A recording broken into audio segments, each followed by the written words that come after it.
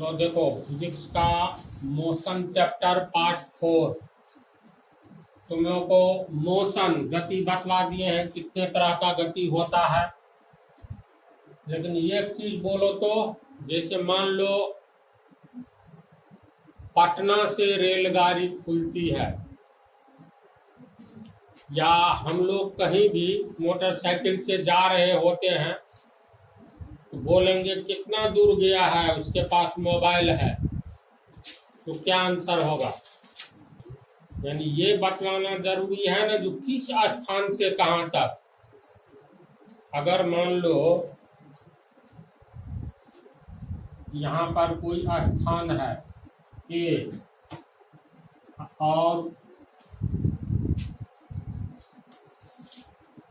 ये एक सड़क है, बिंदु ए से कोई मोटरसाइकिल सवार दाईं ओर जा रहा है, यहाँ तक आया स्थान बी तक, तो मान करके चलो ए से बी तक 50 किलोमीटर बी बिंदु तक यात्रा तय किया है और पुनः आगे की ओर बढ़ ही रहा है, या मान लो बी बिंदु पर रुक गया। अगर पूछा जाएगा अभी मोटरसाइकिल सवार बिंदु बी पर है, पूछा जाएगा मोटरसाइकिल सवार कितना दूर गया है, तो ये क्वेश्चन सही है नहीं है। जब ये बोलेंगे कितना दूर गया है तो ये बतलाना होगा किस स्थान से। स्थान ए से कि पीछे में मान लो एक्स बिंदु है, एक्स से या मान लो सी से, 300 जगह है ना जी, सी एक्स ए। अगर ए से एक मोटरसाइकिल वाला दाईं ओर चलता है, बी तक 50 किलोमीटर की दूरी तय कर चुका है, तो पूछा जाएगा बी अभी कहाँ है, तो क्या कहोगे। ए से 50 किलोमीटर दूर, इतना कह देने से हो जाएगा, नहीं होगा। इसमें एक निश्चित स्थान बतलाना होगा, जो स्थान ए से किस दिशा में है और कितनी दूर है। तो या मान लो एक्स से कितना दूर है बी, या सी से कितना दूर है बी, है ना। मान करके चलो स्टेशन सी है, सी से एक रेलगाड़ी खुलती है और बी तक जाती है, 50 किलोमीटर दूर चली गई। कोई व्यक्ति इसके बगल में खड़ा है, इसको पूछा जाएगा जो ट्रेन अभी कितना दूर गई है, तो क्या आंसर होगा।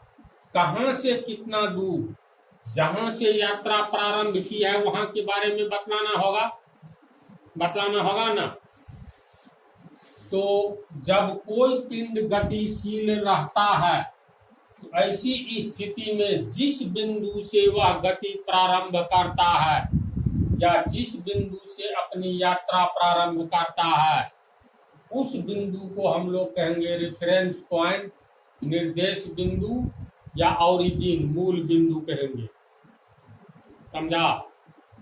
अर्थात रेफरेंस पॉइंट, निर्देश बिंदु या मूल बिंदु उस बिंदु को कहते हैं जिस बिंदु से कोई पिंड गतिशील होकर एक निश्चित दिशा में जाता है। समझ गया। अब मान लो स्टेशन से रेलगाड़ी खुलती है, मान लो ये पूरब है, ये दिशा पूरब है, एस से हो गया स्टेशन, अभी 50 किलोमीटर की दूरी तय कर चुकी है और बिंदु बी पर आया है। अगर ये पूछा जाए ये ट्रेन है कहाँ, तो कहेंगे ना स्टेशन से 50 किलोमीटर दूर है, ये सही आंसर होगा। दिशा भी बतलाना होता है, स्टेशन से पूरब की ओर 50 किलोमीटर दूर है। अगर सिर्फ कहे ट्रेन 50 किलोमीटर दूर है तो कहाँ से, दिल्ली से, बंबई से, कलकत्ता से, कहाँ से। इसलिए कोई भी पिंड जिस स्थान से गतिशील होता है, मोशन में आता है, गति में आता है, उस स्थान या बिंदु को हम लोग रेफरेंस पॉइंट कहेंगे। समझ गया। तो चलो लिखो परिभाषा। स्थान को हम लोग बिंदु मान लेंगे, समझा ना। देखो ये सब जो बतला रहे हैं तो इस सब को इग्नोर नहीं करो, मतलब ध्यान से समझो, क्योंकि इससे आगे है न्यूटन के गति का नियम। न्यूटन के गति का पहला नियम समझ जाओगे आराम से, तीसरा नियम भी आराम से, लेकिन दूसरा नियम जो है थोड़ा है दमदार है। और इससे पहले भी चाल, वेग, त्वरण ये सब समझने के लिए ये सब महत्वपूर्ण है। इसीलिए एक क्रम से जो बतला रहे हैं तो ध्यान से देखते जाओ। किसी सरल रेखा पर किसी गतिशील पिंड की स्थिति की जानकारी कैसे प्राप्त होती है, इसका अर्थ ये हुआ, पहले समझ लो। जैसे मान लो ये 4 जगह है, तो ए कोई शहर है, अगला शहर, या रेलगाड़ी पर उदाहरण देते हैं, ए कोई स्टेशन है, बी दूसरा स्टेशन, सी तीसरा, डी चौथा। तो मान लो ट्रेन ए से खुली और एक समय ऐसा आया जो यहाँ ये एफ पर है, तो कोई पूछेगा ट्रेन एफ पर है, तो दूरी भी ए से बी तक की दूरी मान लो 10 किलोमीटर, बी से सी तक मान लो 15 किलोमीटर, बी से सी तक, सी से एफ तक मान लो 5 किलोमीटर, एफ से डी तक मान लो 3 किलोमीटर है।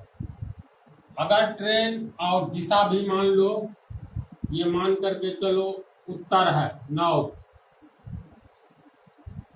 साउथ से गाड़ी खुली नॉर्थ की ओर जा रही है, दक्षिण से उत्तर की ओर जा रही है।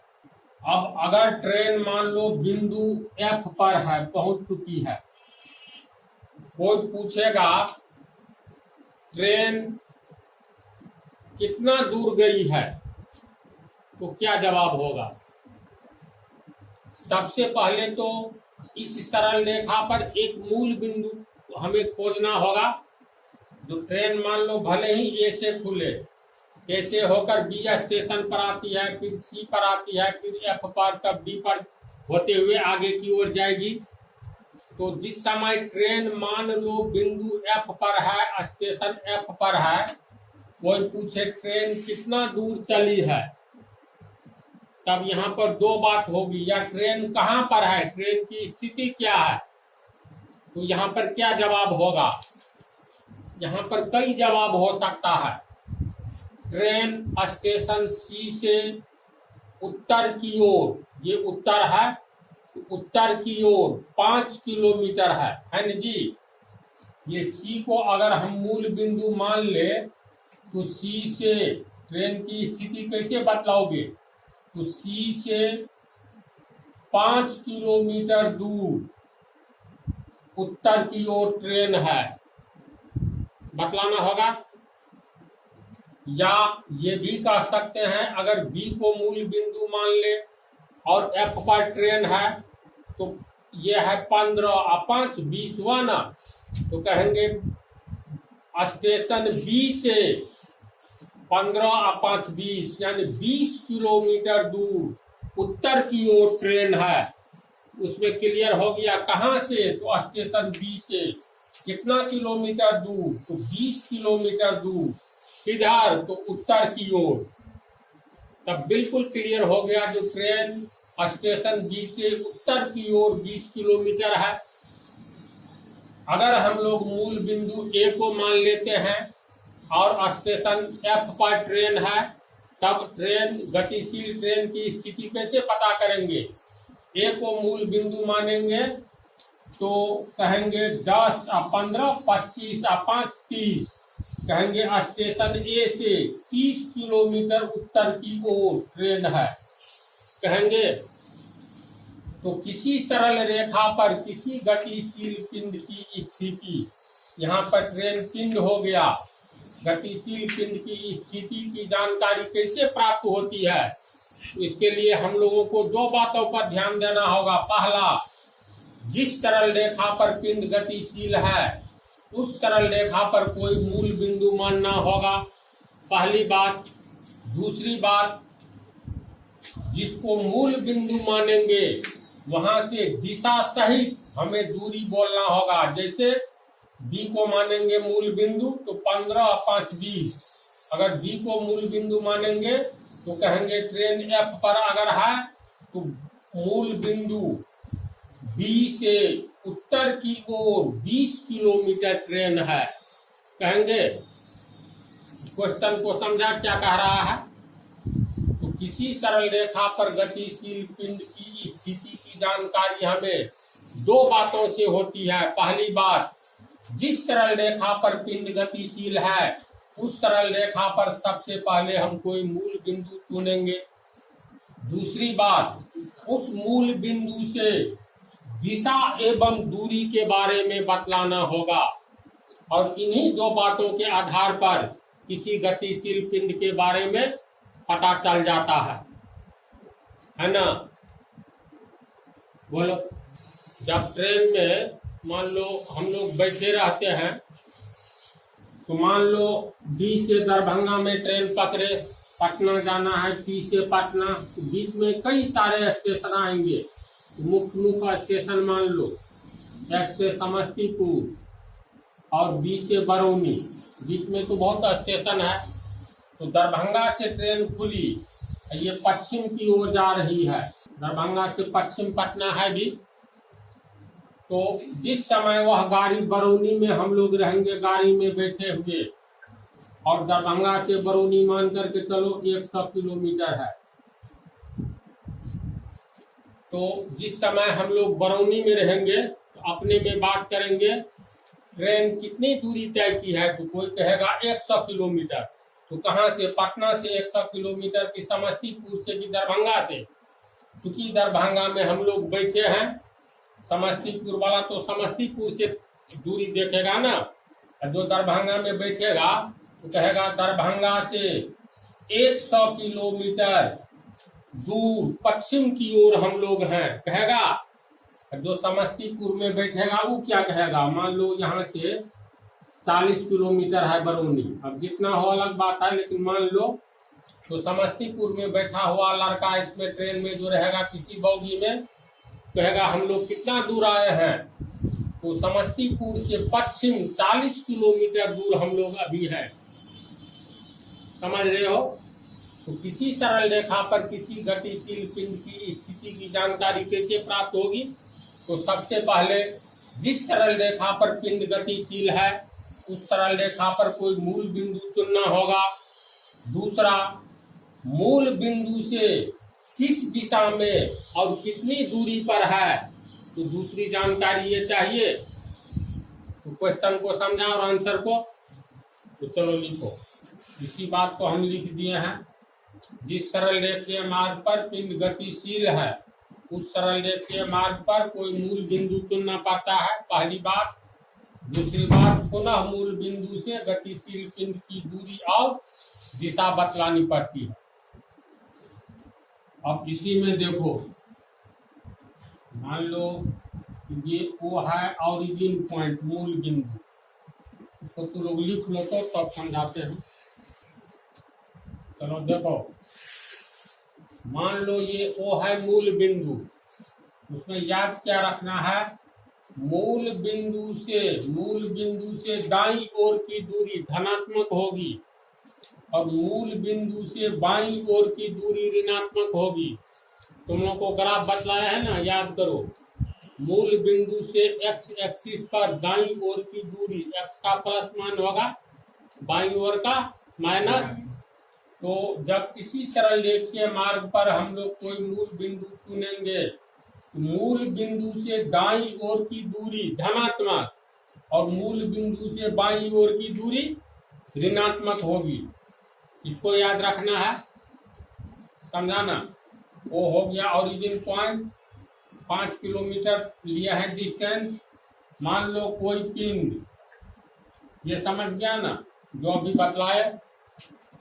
मान लो कोई पिंड एक ये इस बिंदु पर है, बिंदु सी पर, तो उसके द्वारा तय की गई दूरी ओ से सी तक, ओ सी 5 या 5 10 किलोमीटर, तो ये हो गया +10 किलोमीटर की, +10 किलोमीटर दूर है। ये कहेंगे मान लो कोई पिंड O से गति प्रारंभ करता है और बिंदु D पर आता है, तो O से D तक की दूरी 15 किलोमीटर है। बाईं ओर मापी गई दूरी माइनस में होगा, तो कोई पिंड O से C की ओर दाईं ओर गतिशील होकर C पर जाता है, तो OC बराबर +10 और मूल बिंदु से बाईं ओर की दूरी ऋणात्मक में, तो कोई पिंड O से D तक जाता है 15 किलोमीटर की दूरी, तो कहेंगे OD बराबर -15 किलोमीटर। समझ गया? इसके बाद जैसे हम लोग बोलते हैं, मान लो OC, कहेंगे प्लस, यानी प्लस नहीं भी लिखे तो प्लस छिपा हुआ है, 15 किलोमीटर। तो ये 15 को क्या कहा जाएगा, याद रखना, संख्या जो रहेगा उसके आगे ये हो गया तुमको यूनिट। किलोमीटर लंबाई का ऐसा यूनिट है ना, तो ये हो गया, इसको तो यूनिट ही कहेंगे, मात्रक। 15 को कहेंगे मैग्नीट्यूड। समझा? कहीं पर लिखा रहे 6 किलोमीटर या 6 मीटर, तो संख्या को कहेंगे मैग्नीट्यूड, ये हो गया तुमको मात्रक। तो याद रखने के लिए तुम लोग इसको लिख लो। और अगला क्वेश्चन होगा, दूरी किसे कहते हैं, व्हाट इज डिस्टेंस, अगले पार्ट में। और विस्थापन किसे कहते हैं, ये बतलाएंगे अगले पार्ट में।